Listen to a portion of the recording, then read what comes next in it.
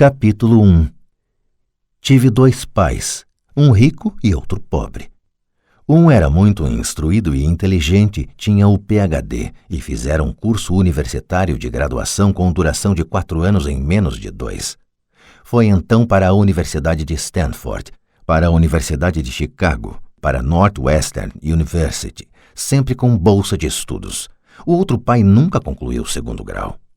Ambos foram homens bem-sucedidos em suas carreiras e trabalharam arduamente durante toda a vida.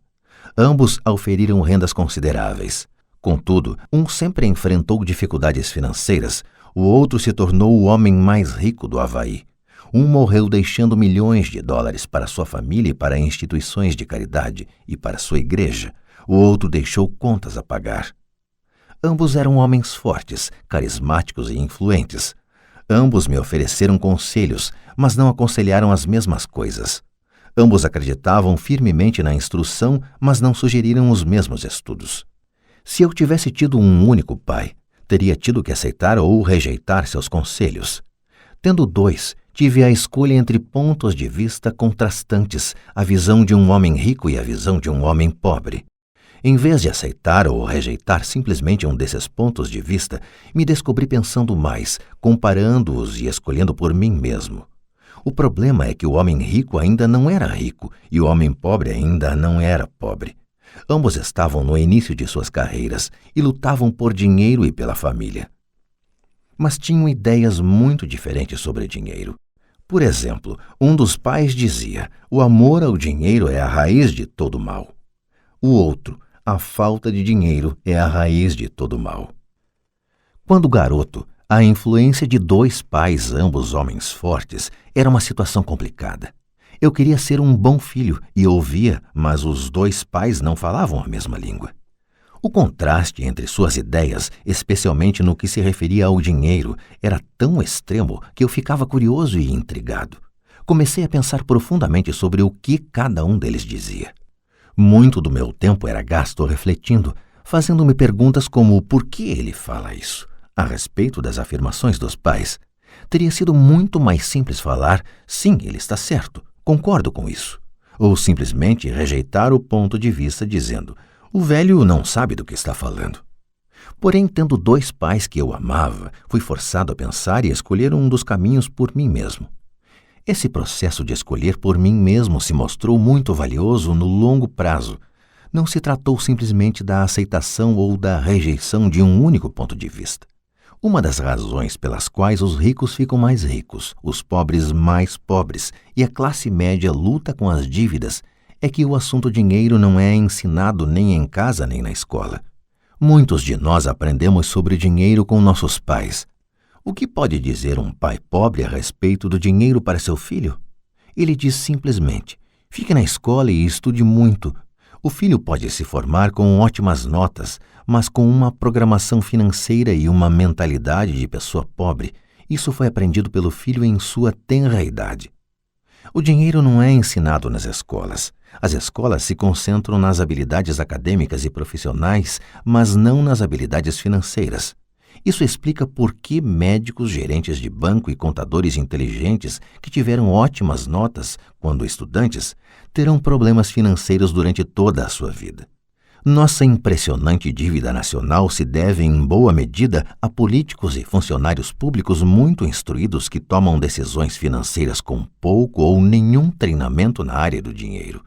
Muitas vezes penso no novo milênio e imagino o que acontecerá quando houver milhões de pessoas precisando de assistência financeira e médica. Eles se tornarão dependentes do apoio financeiro de suas famílias ou do governo. O que acontecerá quando o Medicare e a Seguridade Social ficarem sem dinheiro? Como uma nação sobreviverá se ensinar sobre dinheiro continuar sendo tarefa dos pais, cuja maioria será ou já é pobre? Como tive 2 pais a me influenciar, aprendi com ambos. Tive que refletir sobre os conselhos de cada um deles e, ao fazê-lo, percebi o poder e o impacto dos nossos pensamentos sobre nossa própria vida. Por exemplo, um pai costumava falar, não dá para comprar isso. O outro proibia o uso dessas palavras, insistia em que eu falasse, o que posso fazer para comprar isso? Num caso, temos uma afirmação, no outro, uma pergunta. Um deixa você sem alternativa, o outro obriga você a refletir. Meu pai, que logo ficaria rico, explicava que ao falar automaticamente não dá para comprar isso, seu cérebro para de trabalhar. Ao perguntar o que posso fazer para comprar isso, você mantém seu cérebro trabalhando. Ele não estava dizendo que comprasse tudo o que desejasse. Ele incentivava fanaticamente que exercitasse minha mente, o computador mais poderoso do mundo. Meu cérebro fica mais forte a cada dia porque eu o exercito. Quanto mais forte fica, mais dinheiro ganho. Ele acreditava que repetir mecanicamente não dá para comprar isso era um sinal de preguiça mental. Embora ambos os pais trabalhassem com afinco, observei que um deles tinha o hábito de pôr seu cérebro a dormir quando o assunto era dinheiro, e o outro tinha o costume de exercitar seu cérebro. O resultado era que, ao longo do tempo, um dos pais ficava mais forte financeiramente e o outro enfraquecia. Isso não é muito diferente do que ocorre quando uma pessoa faz exercícios físicos regulares enquanto a outra senta no sofá e fica assistindo à televisão. O exercício físico adequado aumenta suas chances de ter boa saúde e o exercício mental adequado aumenta suas chances de ficar rico. A preguiça reduz tanto a saúde quanto a riqueza. Meus dois pais tinham atitudes mentais diferentes. Um acreditava que os ricos deviam pagar mais impostos para atender os menos afortunados. O outro dizia: os impostos punem os que produzem e recompensam os que não produzem. Um dos pais recomendava: estude arduamente para poder trabalhar em uma boa empresa. O outro falava: estude arduamente para poder comprar uma boa empresa. Um dos pais dizia: não sou rico porque tenho filhos. O outro: tenho que ser rico por causa de vocês, meus filhos. Um incentivava as conversas sobre dinheiro e negócios na hora de jantar. O outro proibia que se falasse do assunto durante as refeições. Um dizia: em questões de dinheiro, seja cuidadoso, não se arrisque. O outro: aprenda a administrar o risco. Um recomendava: nossa casa é nosso maior investimento e nosso maior patrimônio. O outro: minha casa é uma dívida e se sua casa for seu maior investimento, você terá problemas. Ambos os pais pagavam suas contas no prazo, mas um deles pagava suas contas em primeiro lugar, enquanto o outro as deixava para a última hora. Um deles acreditava que a empresa ou o governo deveria cuidar de você e de suas necessidades. Estava sempre preocupado com aumentos salariais, planos de aposentadoria, benefícios médicos, licenças de saúde, férias e outros benefícios. Ele ficava impressionado com 2 de seus tios que foram para o exército e se aposentaram com vários benefícios após 20 anos de serviço ativo. Ele adorava a ideia de assistência médica e serviços de reembolso de alimentos que os militares ofereciam a seus aposentados. Ele também se empolgava com as cátedras vitalícias do sistema universitário. A ideia de estabilidade no emprego e benefícios trabalhistas lhe parecia às vezes mais importante do que o próprio emprego. Dizia frequentemente: trabalhei muito para o governo, mereço essas mordomias. O outro pai acreditava na total autossuficiência financeira. Ele sempre se manifestava contra a mentalidade dos direitos e falava que isso estava criando pessoas fracas e financeiramente necessitadas. Ele dava muita ênfase à competência financeira.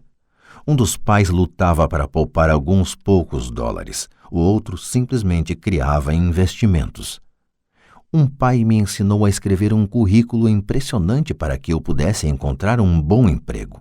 O outro me ensinou a fazer sólidos planos financeiros e de negócios, de modo que eu pudesse criar empregos.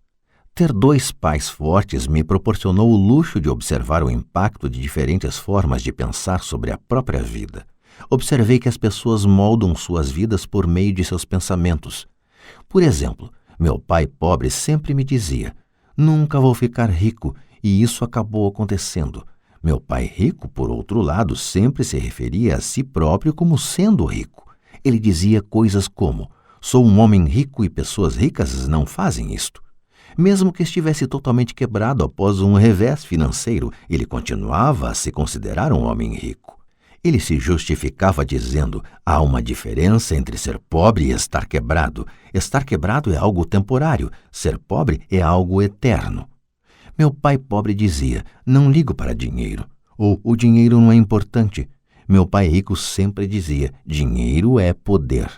O poder de nossos pensamentos nunca poderá ser medido ou avaliado, mas desde jovem se tornou óbvio para mim a tomada de consciência de meus pensamentos e da forma como me expressava. Observei que meu pai pobre não era pobre por causa do dinheiro que ganhava, que era bastante, mas por causa de seus pensamentos e ações. Quando garoto, tendo 2 pais, me tornei consciente de que deveria ser cuidadoso com os pensamentos que decidisse adotar como meus. A quem ouviria? A meu pai rico ou a meu pai pobre?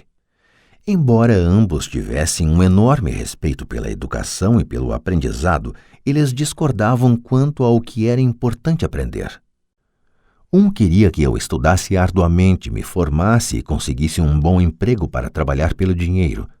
Ele queria que eu estudasse para me tornar um profissional, um advogado ou um contador, ou que fosse para uma faculdade de administração para obter um MBA. O outro me incentivava a estudar para ficar rico, para entender como funciona o dinheiro e para aprender como fazê-lo trabalhar para mim. Não trabalho por dinheiro, costumava repetir uma e outra vez: o dinheiro trabalha para mim. Com 9 anos de idade, resolvi ouvir e aprender com meu pai rico tudo sobre dinheiro.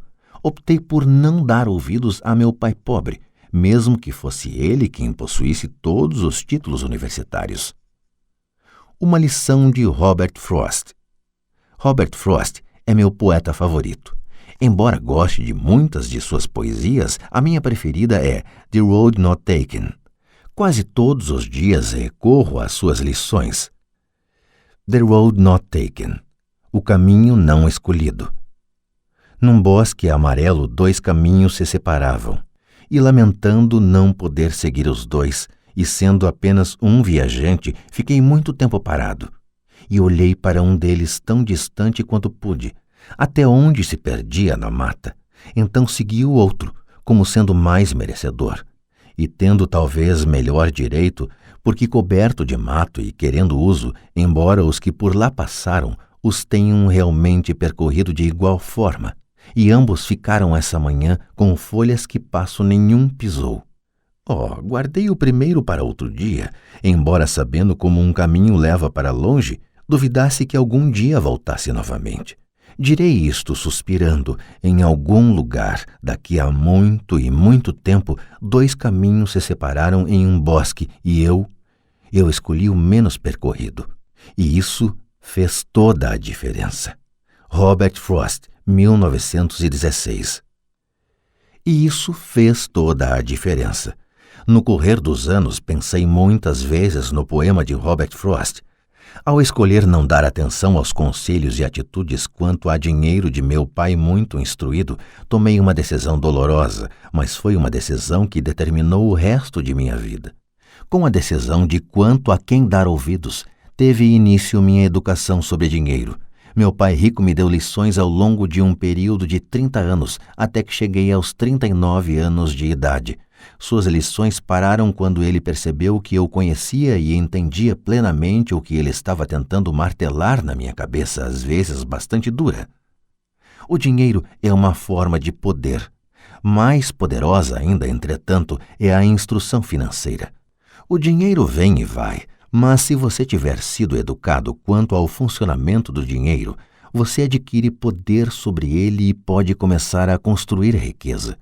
O motivo pelo qual o simples pensamento positivo não funciona é porque a maioria das pessoas foi à escola e nunca aprendeu como o dinheiro funciona, e assim passam suas vidas trabalhando pelo dinheiro. Como comecei com apenas 9 anos, as lições que meu pai rico me ensinou foram simples. E quando tudo foi dito e tudo foi feito, encontramos apenas 6 lições, repetidas ao longo de 30 anos. Este livro trata dessas 6 lições, expostas da maneira mais simples possível, da forma como meu pai rico as passou para mim. Estas lições não pretendem ser respostas e sim marcos. Marcos que ajudarão você e seus filhos a enriquecerem, não importa o que aconteça em um mundo de crescente mudança e incerteza. Lição 1. Os ricos não trabalham pelo dinheiro. Lição 2. Para que a alfabetização financeira? Lição 3. Cuide de seus negócios. Lição 4. A história dos impostos e o poder da sociedade anônima. Lição 5. Os ricos inventam dinheiro. Lição 6. Trabalhe para aprender, não trabalhe pelo dinheiro.